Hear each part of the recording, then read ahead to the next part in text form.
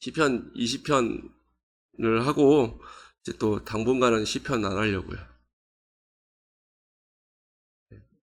다른 거를 하다가 이제 다시 시편으로 돌아올 생각입니다. 지난번에 오후 예배 때 함께 나눴던 책 제목 기억하세요 혹시?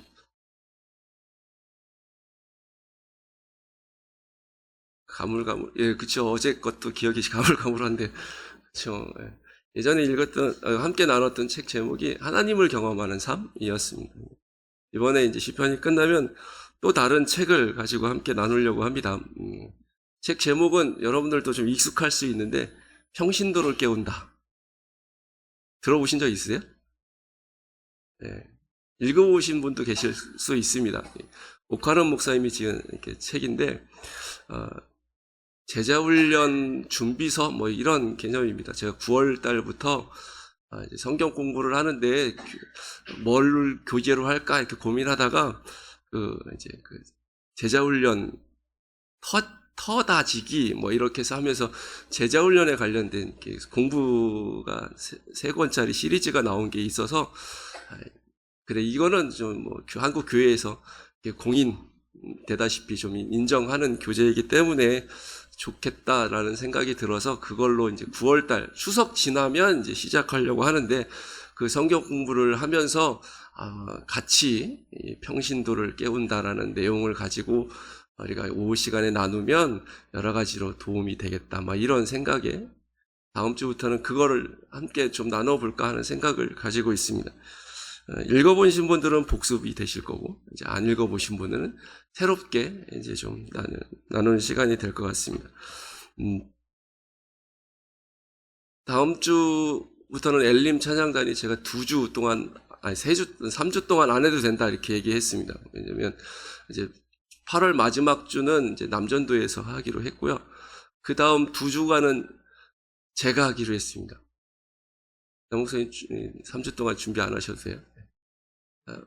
그 엘림 찬양단에서 건의가 들어왔어요. 너무 힘들어요. 우리 원래 임시로 하기로 했는데 왜 2년인가 3년째 계속 시키냐고 이런 이제 건의가 들어오셔서 이제 장로님들하고 얘기를 좀 나눈 끝에 그러면 이번 기회에 오후 예배를 좀 새롭게 좀 이렇게 바꿔보자 막 이런 얘기가 있어서 그러면 제가 다른 교회 예배들을 좀 참고해서 함께 좀 새롭게 좀 폼을 만들어 보겠습니다라고 해서 인터넷에 이제 큰 교회들 뭐 분당 우리 교회나 뭐 이런 사랑의 교회나 이런 예배 드리는 거 제가 이제 이렇게 좀 찾아봤거든요. 비슷비슷하긴 하던데 그래도 조금 다른 면이 있어서 그런 것들을 좀 참고해서 오후 예배 형식을 조금 이제 바꿔보려고 하는데 크게 이제 한 2가지 정도를 제가 계획을 하고 있습니다. 그래서 한번 해보려고요. 이것도 해보고 저것도 해보고 해서 여러분들한테 어떤 게 좋아요 이렇게 안 물어보고 제가 인도해 보면서 이게 좋구나 생각되는 거 그대로 할 겁니다. 예배 인도하는 사람이 이게 은혜롭고 좋다 이렇게 느껴야지 되니까 제가 느끼면 여러분들도 비슷하지 않을까 그런 생각에 이제 그렇게 좀 바꿔보려고 합니다. 다음 주에 한번 기대하시고 더 많이 나오셨으면 좋겠어요. 네. 자, 오늘 시편 20편 말씀입니다. 우리가 시편 20편도 이 표제에 보면 다윗의 시, 인도자를 따라 부르는 노래다 이렇게 되어 있습니다.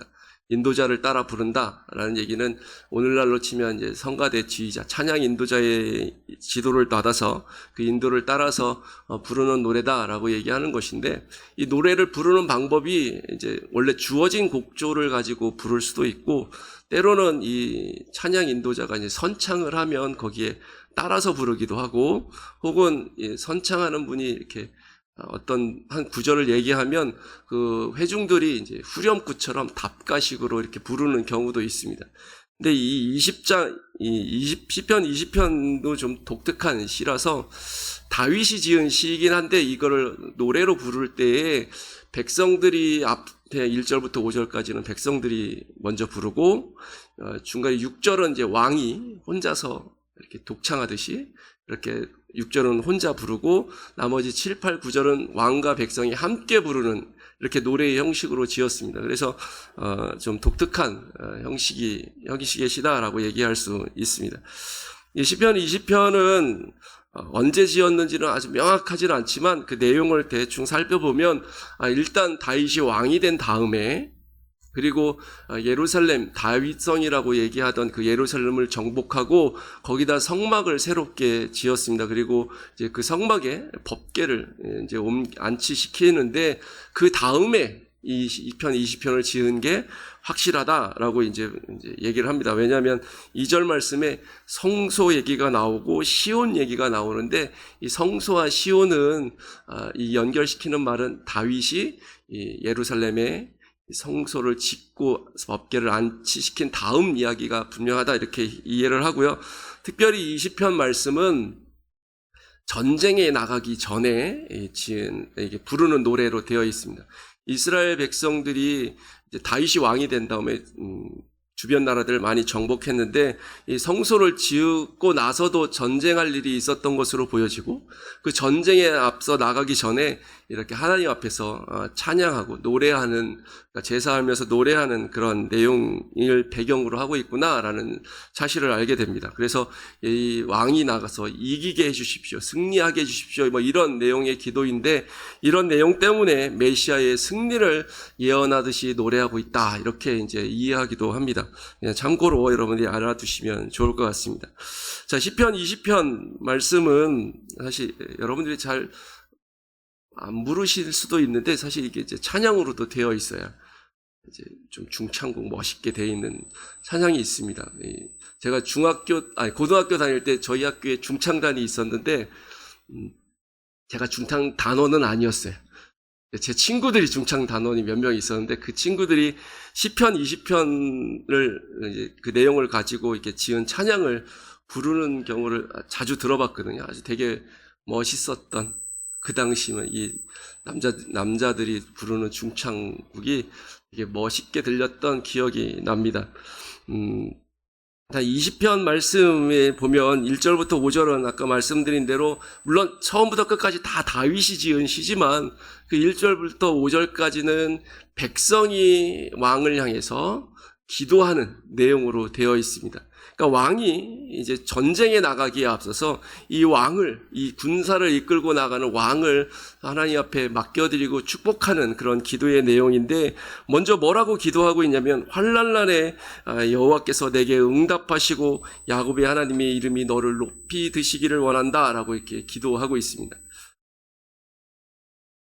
내게 기도를, 하나님께서 내가 전쟁에 나가면서 하나님께 기도할 텐데 그 기도를 하나님이 다 응답해 주시고 너를 높이 드시길 원한다. 뭐 기도를 응답하신다는 내용은 어렵지 않은데, 너를 높이 드신다라는 말이 조금 이제 해석이 필요한 말입니다. 이 높이 드신다라는 말은 대적이, 원수가 쫓아올 수 없을 정도로 높은 곳에 두신다, 이런 의미가 있는 것이기 때문에 안전하게 보호하신다라는 의미가 먼저 있습니다. 전쟁터에 나가니까 누구보다도 대적이 왕을 공격해 올 거 아닙니까? 그러니까 이 백성들이 당신 왕을 하나님께서 높이 드셔서 이 대적이 쫓아올 수 없도록 그 위험한 그 칼과 활로부터 보호해 주시길 원합니다라고 기도하고 있는 것이죠. 그리고 이 높이 드신다라는 의미 속에는 또 승리하게 해주십시오라는 그런 기원도 포함되어 있습니다. 높이 드신다, 다른 사람들을 위해서 높게 하신다라는 의미이기 때문에 이 대적의 손에서 높이 들러서 하나님이 승리하게 해주십시오라고 이제 기도하고 있는 것이죠.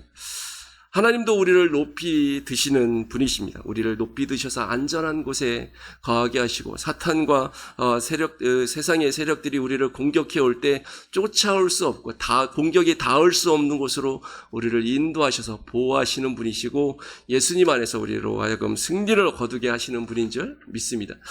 또한 다윗이 또 백성들과 함께 더불어 하나님 앞에 고백하는 두 번째 기도의 내용은 성소에서 너를 도와주시고 시온에서 너를 붙드시길 원한다라고 기도하고 있습니다. 성소, 시온이 다 뭐 이제 성막을 의미하는 이제 단어입니다. 그러니까 성소라는 것은 성막 가운데 이제 원래는 제사장들이 들어가는 그곳이 이제 성소, 이렇게 얘기하는데, 뭐 성막을 의미하는 말이고요. 시온이라는 말도 성막이 시온에 있었기 때문에 시온 그러면 그 성막을 사람들이 생각을 하게 됩니다. 근데 이 사람들이, 백성들이 시온에서, 성막에서 당신을 붙들어 주십시오라고 얘기할 때 이것은 그냥 그 진짜 성막이 있는 시온, 거기서 붙들어 주십시오. 그래 특별한 장소를 의미하는 것이 이제 아니게 되죠. 왕이 전쟁터로 나갈 때 왕을 시온에서 붙들어 주십시오라고 얘기하면 그 왕은 안 나가고 그 예루살렘에 머물고 있어야 되니까 이거는 이제 의미가 아닌 것이죠. 그래서 이 성막이나 시온이나 이것은 사실은 더 정확히 의미하면 성막 안에 있는, 지성소 안에 있는 법궤 뚜껑이 있다고 말씀드린 적 있죠. 기억나세요? 금 한 달란트, 대충 한 32kg 혹은 34kg, 순금 34kg면 몇 돈이에요? 그냥 엄청 많습니다. 계산 안 해봤습니다. 엄청 많아요. 그렇죠? 이게 돈으로 따져도 엄청 비싼 건데, 이 순금 한 달란트로 하나님을 뭐랄까, 우리로 치면 경호대장처럼 그룹이라고 하는 천사들이 이렇게 날개를 서로 맞대고 서 있는 형상이 되는데, 이것이 우리는 하나님의 보좌를 상징한다라고 얘기합니다. 그래서 그것을 은혜가 시작되는 보좌, 그래서 시은좌 이렇게 이제 얘기하기도 하죠. 그러니까 이 사람들이 성소에서 하나님이 너를 붙드신다, 시온에서 너를 붙드신다라는 얘기는 그 하나님이 그 보좌로부터 이 왕을 지키시고 보호하시길 원합니다라고 고백을 하는 것이죠. 성소라는 것은 하나님이 이곳에서 통치하신다, 이스라엘 백성과 만난다, 말씀하신다, 이런 의미가 있는 곳이기 때문에 특별히 보호하시되 아주 가까이서, 전쟁터에서는 친히 하나님께서 지휘하심으로 이스라엘과 왕을 지키시기를 원하신다라고 그렇게 기도하고 있는 것입니다. 우리도 하나님께서 우리를 이렇게 붙들어 주시는 줄 믿습니다. 우리도 세상 가운데 영적 전투를 이 사탄과 더불어서 계속해 나가야 되는 전투하는 교회의 일원인데, 하나님께서 우리를 시온에서 그 보좌로부터 이렇게 지키신다라고 우리도 믿습니다. 그러니까 하나님 우리에게 멀리서 지키신다는 뜻이 아니라 가까이서 우리를 친히 지휘하시고 인도하시면서 우리에게 말씀하시면서 우리를 지켜주시는 분이다라고 그렇게 믿고 기도하는 것이죠. 다음 말씀을 보면 3절에서는 이 모든 소재를 기억하시며 내 번제를 받아주길 원하신다라고 이렇게 기도하고 있습니다. 이 소제는 피 없이 드리는, 곡물로 드리는 제사죠. 그래서 이 소제를 드린다라고 얘기하는 것은 하나님 앞에 예물을 드린다라는 의미로도 이해합니다. 그리고 번제를 드린다라는 것은 모든 것을, 내가 제물을 전체를 다 불태워 드린다라는 의미가 있기 때문에 아주 전적인 희생을 드린다라는 그런 의미가 있습니다. 그리고 하나님께서 이 제사를 받는다라는 것은 그 사람을 해주시는 거죠. 하나님께서 너는 내 백성이고 나를 예배할 자격이 있다, 구원받을 자격이 있다라고 인정해 주시고 그를 기뻐하신다라는 의미가 있는 것입니다. 하나님 앞에 예배할 수 있는 특권은 하나님을 믿는 사람에게만 있어요. 믿지 않는 사람이 예배를 참석할 수는 있지만 그가 드리는 예배는 하나님께서 안 받으신다. 저는 성경에서 그렇게 우리에게 가르쳐 준다고 믿습니다. 그래서 우리가 하나님께 예배 드린다, 하나님께서 내 예배를 들어주셨다라는 것은 하나님께서 나를 하나님의 백성으로 인정하시고 가까이 이렇게 받아주신다라는 의미가 있는 것이죠. 그런데 이 지금 상황은 전쟁터에 나가면서 제사를 드리는 거거든요. 이방 사람들이 전쟁에 나갈 때 자기가 믿는 신에게 제사한다라는 것은 그 신에게 나를 도와주십시오, 이런 의미가 있는 거예요. 그래서 내가 나아가서 싸워서 이길 수 있도록 나를 도와주십시오, 이런 의미가 있는데, 이스라엘 백성들이 전쟁에 나가면서 기도할 때는 조금 의미가 다릅니다. 전쟁은 항상, 물론 이 이슬람교에서 요즘은 많이 쓰는 말인데, 그런 성전, 거룩성자 써서 성전이다, 막 이렇게 얘기하는 말 들어보신 적 있으시죠? 그러니까 이스라엘 백성들도 똑같은 개념을 가지고 있습니다. 이거는 거룩한 전쟁이다. 왜 거룩한 전쟁이냐면 하나님의 전쟁이기 때문에 거룩한 전쟁이다, 이렇게 이해를 하는 거죠. 물론 고대 사회에 많은 사람들이 비슷한 개념을 가지고 있을 수도 있지만 이스라엘 백성에게는 더욱더 이런 개념이 강해서 하나님 앞에 제사를 드리며 전쟁터에 나간다는 것은 하나님께서 이 전쟁을 치르시는 전쟁의 주인공, 뭐 이렇게 얘기할 수 있을까요? 이 전쟁은 하나님의 전쟁이에요. 그래서 싸우는 분이 하나님이신데 우리는 그 하나님의 대장 대신, 왕 대신 하나님의 뒤를 따라가면서 우리가 함께 전쟁에 나가겠습니다. 그러니까 내가 하나님의 군사로 나를 드리겠습니다. 하나님의 군사로서 나를 헌신하겠습니다. 내 생명을 바쳐서 하나님 편에 서서 싸우겠습니다라고 이제 고백하는 게 이 제사의 의미가 됩니다. 그러니까 나를 도와주세요가 아니라 내가 하나님 편에서 싸우겠습니다라고 고백하는 게 이 제사라는 것이죠. 그러니까 이 제사를 받으신다는 얘기는 하나님께서 출정하시면서 이 하나님 이스라엘 백성들에게 물론 그들이 하나님 위해서 싸울 의무와 책임이 있지만 그래 내가 너를 군사로 받아주겠다. 나와 같이 싸우러 가자라고 이제 말씀하신다라는 것이죠. 그러니까 이 제사를 받아주신다는 얘기는 그렇게 내 헌신과 내가 하나님께 드림이 되었사오니 나를 받아주십시오. 이런 신앙의 고백이 담겨져 있는 것입니다. 그러니까 이스라엘 백성들이 이 다윗을 향해서 하나님께 기도하는데 이 다윗을 우리의 왕을 하나님께서 사용하셔서 이 가운데 모든 대적들을 물리치는데 사용되시는 하나님이 사용하시는 도구로 삼아 주십시오라고 기도하고 있는 것입니다. 우리도 하나님께서 부르신 하나님의 선한 좋은 군사들인 줄 병사들인 줄 믿습니다. 그렇기 때문에 우리도 하나님 앞에 전적으로 헌신해야만 하는 것이죠.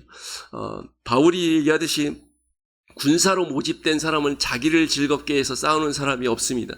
다 군사로 모집한 그분을 위해서 싸우는 것이 군사의 당연한 책무이고 자세다라고 얘기할 수 있는데 우리도 하나님의 좋은 군사로 모집된 부름을 받은 사람이기 때문에 우리는 나를 위해서 싸우는 존재들이 아니라 하나님을 위해서 하나님의 부르심에 합당하게 좋은 군사로 이 땅 가운데서 전투를 벌여나가는 그런 일꾼이 되어야 할 줄 믿습니다. 그 다음에 이 다윗이 그 백성들과 함께 하나님 앞에 특별히 백성들이 하나님께 이 다윗을 의탁하면서 기도하는 내용이 4절 말씀에 보면 내 마음의 소원대로 허락하시고 내 모든 계획을 이루어 주시길 원합니다 라고 기도하고 있습니다. 전쟁터에 나가기 때문에 이 싸우는 물론 하나님이 그 전쟁의 주인이시고 주체이시긴 하지만 싸우는 진짜 전쟁을 치러 나가는 사람들은 이스라엘 백성들입니다. 그래서 왕과 지휘관들이 전쟁에 나갈 때 그냥 무턱대고 아무런 계획 없이 싸우러 가자 그러고서 이렇게 나가서 그냥 막 싸우는 사람은 없습니다. 전쟁에 나가는 군인들은 누구나 다 이 전쟁의 계략을 가지고 나가게 되어 있죠. 오늘날에도 이렇게 미사일 갖고 비행기 갖고 이렇게 싸우는 전쟁에도 다 나름대로의 전략을 가지고 싸우는 것처럼 옛날에도 마찬가지입니다. 전략을 세워서 싸우게 되어 있는데 그 계획을 하나님께 올려드리고 있는 것이죠. 우리는 사람이 어떤 계획을 세운다고 할지라도 그 계획을 이루시는 분이 하나님이신 줄 믿습니다. 그래서 이 백성들이 하나님 우리가 전쟁에 하며 나가면서 왕이 세운 계획들 우리의 군사 제갈공명 같은 사람들을 군사라고 불렀잖아요. 그렇죠? 기억 아시죠? 군사란 말 어려운 말 아니죠? 네. 이 군사라는 사람들이 보통 계략을 세웁니다. 전략을 세우는데 그 전략을 하나님께서 이루어 주십시오. 그 전략대로 진행되면 거의 승리하게 되는 것이죠. 그러니까 하나님, 우리가 세운 계획이 있지만 이것을 이루시는 분은 하나님이시기 때문에 하나님께서 이루게 해주시고 그래서 우리로 승리하게 해주십시오라는 기도의 제목이 4절에 그의 계획을 이루어 주십시오라고 기도하는 것입니다. 우리가 하나님 앞에 살아갈 때 우리의 인생의 계획을 세울 수 있습니다. 근데 그 계획대로 되는 것은 별로 없긴 해요. 여러분들이 초등학교 때 꿈꿨던 인생의 계획표, 제가 학교 다닐 때는 이제 그 학교에서 수련회라는 것을 간 적이 있어요. 교회에서만 수련회 가는 게 아니라 학교에서도 수련회를 갔던 것 같아요. 극기 훈련을 가기도 하고 어떤 이제 수련회 같은 거를 가기로 하는데 그런데 가면 가끔 프로그램 중에 10년 계획, 20년 계획 이런 거 쓰라고 10년 뒤엔 뭐가 돼 있을 것 같냐, 20년 뒤에는 30년 뒤에는 뭐가 돼 있을 것 같냐, 이렇게 써서 발표하고 이런 시간이 있었던 걸로 기억이 나거든요. 어떤 친구들은 장군이 될 거예요. 어떤 사람은 대통령이 될 거예요. 어떤 사람은 의사가 될 거예요. 다 좋은 거 얘기하는데 제가 보기에 그 꿈을 이룬 친구들 제 주변엔 별로 없어요. 저는 됐어요. 저는 어릴 때부터 항상 목사 이렇게 됐었기 때문에 저는 어쨌든 됐어요. 근데 보세요. 사람들이 계획을 세우는데 그 계획을 이뤄가는 사람이 별로 없지만 우리 예수 믿는 사람은 인생의 계획을 세울 수 있는데 그 계획을 하나님께 맡겨드리는 사람이 하나님을 믿는 사람입니다.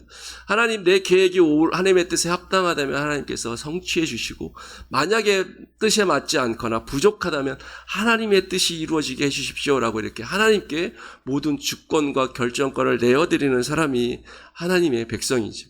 그래서 하나님께서는 기도를 들으시고 합당하다면 그 계획대로 이루어 주실 것이고, 부족하다면 하나님이 우리가 찬양하듯이 더 좋은 것으로 주시는 분임을 믿습니다. 그렇기 때문에 우리가 하나님을 더 의지하고 맡겨드리고 모든 것을 맡기는 그런 삶을 살아갈 수 있는 것이지. 바라기는 이 세상의 통치자이시고 이 세상을 움직여 가시는 그 하나님께 우리의 인생을 과감하게 맡기는 분이 될 수 있기를 소망합니다. 그러면 하나님이 우리를 선하게 아름답게 이끌어 가실 줄 믿습니다. 이렇게 1절부터 4절까지 하나님께 이 다윗 왕을 맡겨드리는 기도를 드린 다음에 5절에는 이 백성들이 그 기도를 하나님께서 들으시고 우리에게 승리를 주실 거야 라는 걸 확신 속에 이제 고백하는 내용입니다. 그래서 뭐라고 고백하냐면, 하나님의 이제 너의 승리로 말미암아 우리가 개가를 부를 건다. 그러니까 하나님께서 너를 이기게 해주시기, 그러니까 다윗 왕 당신을 이 전쟁에서 승리하게 해주실 것이기 때문에 우리가 함께 당신 왕과 함께 승리의 노래를 부르게 될 겁니다. 그리고 하나님의 이름으로 우리의 깃발을 세우길 원합니다라고 그렇게 고백하면서 기도하고 있는 것을 보게 됩니다. 승리의 개가를 함께 부른다는 내용은 어렵지 않습니다. 우리가 충분히 이해할 수 있는 단어고, 하나님의 이름으로 우리의 깃발을 세우겠습니다 라는 말은, 이 깃발을 세운다라는 것은 기념한다라는 의미가 있습니다. 하나님의 이름은 그냥 하나님 자신을 의미하는 것이기 때문에 하나님이 이 전쟁에 나가서 승리하게 해주셨기 때문에 우리가 하나님의 이름을 기념하면서 우리가 찬양하겠습니다, 영광 돌리겠습니다 라고 이제 얘기하는 것이죠. 하나님이 이 전쟁의 주인이시고 이 전쟁은 하나님께 속한 것이고, 그 하나님이 우리와 함께 계시고 다윗 왕을 인도하시고 가까이서 지휘하시고 도와주셔서 승리하게 하실 것을 너무나도 확실하게 믿기 때문에 우리는 이 전쟁에 나가기 전에 이제 승리하고 돌아오면 승리의 기쁨에 찬 이 노래를 같이 부르고 승리에 같이 함성을 지르고, 그리고 이 승리를 이끌어 주신 그 하나님께, 이 전쟁을 진짜 이기신 하나님께 우리는 감사와 찬양의 그 기념의 노래를, 예배를 드리겠노라고 이렇게 고백하고 있는 것이죠. 예수님이 우리의 대장이십니다. 그리고 예수님이 이기셨어요. 죄도 이기시고 사망도 이기셨습니다. 그래서 그 예수님이 이기신 것이 곧 우리의 승리가 되었습니다. 그래서 우리도 죄에 대해서 승리했고, 우리도 죄에 대해서 이제 사망에 대해서 승리했습니다. 예수님께서 부활의 첫 열매가 되어 주셨기 때문에 우리도 이제 부활에 동참할 수 있는 자격을 가지게 된 것이죠. 그래서 우리는 구원의 노래를 부르고 구원의 함성을 지를 수 있게 된 존재들이고, 그 기쁨 가운데서 하나님의 이름을 이렇게 높이는, 깃발을 휘날리면서 하나님의 이름을 찬양할 수 있는 그런 자격을 가진 존재가 되었다라고 얘기할 수 있는 것이죠. 지금도 여전히 우리는 영적 전쟁을 그리스도 안에서 치러가고 있지만 결국 하나님께서는 교회가 승리하게 하실 줄 믿습니다. 그날에 진짜 개가는 그날에 부를 것이에요. 진짜 하나님의 이름을 찬양하면서 깃발을 휘날리는 것은 그날에 확실하게 이루어질 것이지만, 이미 예수님께서 십자가에서 승리하셨기 때문에 지금도 우리는 여전히 하나님 개가를, 승리의 노래를 부를 수 있고, 지금도 여전히 벌써부터라도 지금도 우리가 구원을 완성된 건 아니지만 하나님을 찬양할 수 있는 그런 존재들인 줄 믿습니다. 그러니까 그 개가를 늘 기쁨으로 불러 나갈 수 있는 것이죠. 자, 이렇게 1절부터 5절까지 백성이 다윗을 축복하면서 하나님께 전쟁터로 나가는 이 왕인 다윗을 축복하면서 부르는 노래였는데, 이제 6절에서는 다윗이 백성들 앞에서 이제 답하는 노래가 되는 것이죠. 6절은 한 절입니다. 짧습니다. 뭐라고 얘기하고 있냐면, 여호와께서 자기에게 기름 부음 받은 자를 구원하시는 줄 이제 내가 아노니 그의 오른손에 구원하는 힘으로 그의 거룩한 하늘에서 그에게 응답하시리로다 라고 얘기합니다. 기름 부음 받은 자, 왕이죠. 기름 부음 받은 사람은 왕, 선지자, 제사장인데, 여기서 말하는 기름 부음 받은 자는 이제 다윗 왕, 자기를 가리키는 말이긴 합니다. 나를 하나님께서 구원하실 줄 이제 내가 안다. 이제 내가 안다는 말은 우리 한국말로는 지금 알았다 이런 뜻인 것 같은데, 이 말은 사실은 이제 내가 예전부터 알았는데 지금까지 안다 이렇게 이해하면 좋을 것 같습니다. 그러니까 다윗은 하나님이 나를 구원하신다는 것을 평생 동안 그렇게 알고 왔어요. 10대 때부터, 목동 시절 때부터 하나님께서 나를 곰의 발톱과 사자들의 발톱에서부터, 이빨에서부터 구원해 주셨다라는 사실을 알고 있었고, 골리앗 앞에서도 나를 그렇게 지키시는 분이시고, 수많은 대적들과 사울의 손에서 나를 구원하셨다. 그렇기 때문에 내가 하나님이 나를 구원하시는 분인 줄 알고 평생 동안 그렇게 알아왔다. 그리고 지금까지 내가 그것을 믿는다라고 고백하고 있는 것이죠. 그런데 하나님이 이 나를 어떻게 구원하셨냐면, 하나님의 오른손에 구원하는 힘으로 나를 구원하셨다라고 얘기하고 있습니다. 오른손, 뭔가 좋은, 옛날에는, 요즘이야 오른손, 왼손 구분을 안 하지만, 이 옛날에는 오른손은 좋은 거, 왼손은 덜 좋은 거, 이런 개념이 있었잖아요. 근데 하나님께서 오른손으로 도우신다라고 말씀해 주고 있어요. 그러니까 오른손으로 도우신다는 얘기는 아주 열정적으로 확실하게 도와주신다라는 의미가 있는 것이죠. 하나님은 우리를 구원하실 때 대충 일하시지 않았습니다. 우리를 도우실 때 그냥 설렁설렁 일하신 분이 아니라 오른손으로 확실하게 그렇게 큰 능력으로 구원하시는 분이다라고 고백하고 있는 것입니다. 그런 은혜가 우리에게도 날마다 있어 왔고 앞으로도 계속될 줄 믿습니다. 이제 7절부터 8절, 7절, 8절은 백성과 왕이 함께 하나님께 고백하는 신앙 고백이라고 얘기할 수 있습니다. 뭐라고 고백을 하냐면, 어떤 사람은 병거, 어떤 사람은 말을 의지하나 우리는 여호와 우리 하나님의 이름을 자랑하겠다라고 그렇게 고백을 하고 있습니다. 전쟁에 나갈 때, 이 고대 사회에서는 전쟁에 나갈 때 병거와 말이 가장 중요한 무기입니다. 그래서 성경에도 보면 그 군대의 규모를 얘기할 때 가끔 병거가 몇 개다라고 이렇게 추가하는 것을 보게 되는데, 그만큼 이 병거라는 것은 이 옛날 전쟁에서는 중요한 아주 든든한 이 승리의 요소가 될 수 있는 무기였던 것이죠. 그래서 많은 이방의 군대들은 병거를 의지했습니다. 이 병거를 끌고 나아가는 말과 또 타고 유리한 위치에서 전쟁을 치러갈 수 있는 말을 중요하게 여겼는데, 그런데 이 이스라엘 백성들과 다윗은 우리는 그렇게 사람들이 의지하는 그 병거, 전쟁을 좌우할 수 있다고 생각하는 그 말과 병거를 의지하지 않는다. 우리는 하나님의 이름을 자랑한다라고 얘기를 하고 있는 것이죠. 하나님의 이름을 자랑한다라는 것은 하나님을 신뢰한다라는 의미가 담겨있는 고백이기도 합니다. 하나님을 전쟁터에서 자랑한다는 것은 하나님이 우리를 도와주실 거야, 하나님이 우리를 지키시고 이기게 해주실 거야, 그렇기 때문에 내가 자랑스럽게 여긴다라고 이렇게 고백을 하는 것이거든요. 그러니까 이 하나님을 의지하고 하나님을 자랑한다, 이것은 하나님이, 이 전쟁은 하나님이 알아서 이기게 해주실 것이다라는 그런 확신 속에서 고백할 수 있는 것이죠. 다윗은 언제나 전쟁은 하나님께 속했다라는 사실을 너무나도 잘 알고 있었던 사람입니다. 아까도 말씀드렸듯이 10대 때 골리앗과 더불어 싸우러 나가면서도 이 다윗은 이야기합니다. 여호와의 구원하심이 칼과 창에 있지 아니함은 이 무리에게 알게 하리라. 전쟁은 여호와께 속한 것인즉 그가 너희를 우리의 손에 넘기시리라 라고 얘기하면서 이 다윗에게 맞서 싸워 나왔거든요. 이 이후로 다윗은 늘 이 생각을 잊지 않았어요. 전쟁은 하나님께 속한 거다.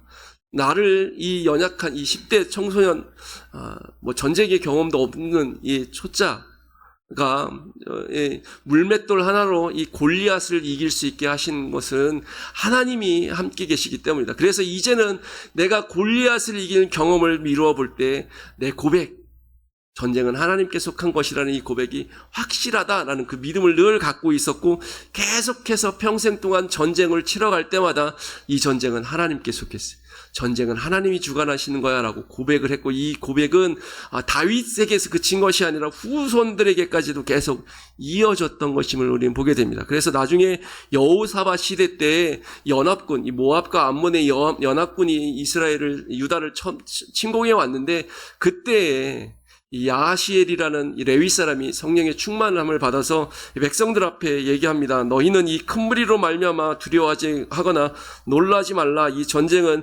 너희에게 속한 것이 아니요 하나님께 속한 것이다 라고 이렇게 말씀을 해주거든요. 그리고 이 여호사밧이 나가서 정말 이겼어요. 그러니까 이 이스라엘 백성들, 유다 백성들, 하나님의 백성들에게 있어서 아주 중요한 사상이 뭐냐면 전쟁은 하나님께 속한 거다. 다시 말해서 모든 것을 주관하시는 분은 하나님이다. 그래서 사람들은 병거를 의지하고 사람들은 말을 의지하지만, 어떤 사람들의 그런 능력과 이 보이는 것들을 의지하지만, 우리는 그런 보이는 것들을 의지하지 않고 하나님만 의지하겠다, 하나님만 자랑하겠다라고 얘기하는 것이죠.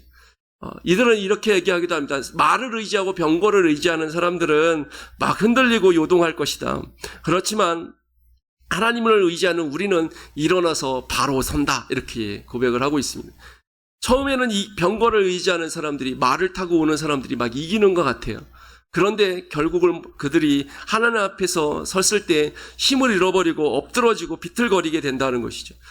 하나님을 믿는 사람들은 병거가 타고 오고 말 타고 오는 대적들 앞에서 처음에는 주저앉는 것 같기도 하고 쓰러지는 것 같아요. 그렇지만 하나님께서 그를 바로 일으켜 세우시고 똑바로 설 수 있도록 한다. 대적 앞에서 똑바로 선다는 얘기는 이겼다라는 것을 의미하는 것이죠. 그러니까 마지막 승리는 우리에게 있다라고 이 이스라엘 백성들과 이 다윗이 하나님께 고백하고 찬양하고 있는 것입니다. 우리가 세상에 살아갈 때 연약해 보이고 모자라 보일 수 있습니다. 부족한 것들이 많을 수도 있어요. 그러나 우리가 하나님을 의지하고 나아가면 결국 이기게 될 줄 믿습니다. 우리의 믿음이 승리하게 될 줄 믿습니다. 서로 사탄이 우리의 생명을 빼앗는다고 할지라도 우리는 믿음으로 이기게 되는 것이죠. 가인이 이겼는가? 아벨이 이겼는가? 싸움에서는 가인이 이겼죠. 가인이 아벨을 죽였으니까.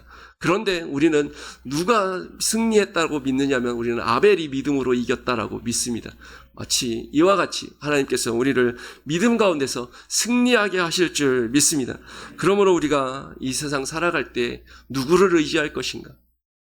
바라기는 우리가 다윗과 이 이스라엘 백성들이 이 9절에서 얘기한 것처럼 여호와여 왕을 구원하소서, 우리가 부를 때 우리에게 응답하소서라고 기도했던 것처럼 하나님 우리를 구원해 주시고 우리에게 응답해 주십시오. 우리가 세상 가운데 이 한 주간 또 싸우러 나갑니다. 직장으로 나가야 되고 학교로 나가야 되고 또 사회 속으로 여러 모양으로 나가야 되는데, 제가 가정은 뺐어요, 일부러. 가정이 전쟁터이기도 하기도 하지만 이제 일부러 뺐습니다. 어쨌든 우리가 이 한 주간 이런 영적 전쟁터에서 전투하면서 살아가야 되는데 하나님 우리를 도와주십시오. 내가 의지할 것은 하나님밖에 없습니다. 하나님이 도와주셔서 이 믿음으로 승리하게 해주십시오라는 그런 기도와 함께 나가서 우리가 승리하는 믿음의 좋은 군사가 될 수 있기를 간절히 소망합니다. 함께 기도하겠습니다. 하나님 아버지 감사합니다. 우리를 불러주셔서 하나님 백성 삼으시고 이 땅 가운데 예수 그리스도를 뒤를 따라서 좋은 군사로 헌신되어 주님을 위해서 싸우는 믿음의 군사 되게 하심을 감사드립니다. 하나님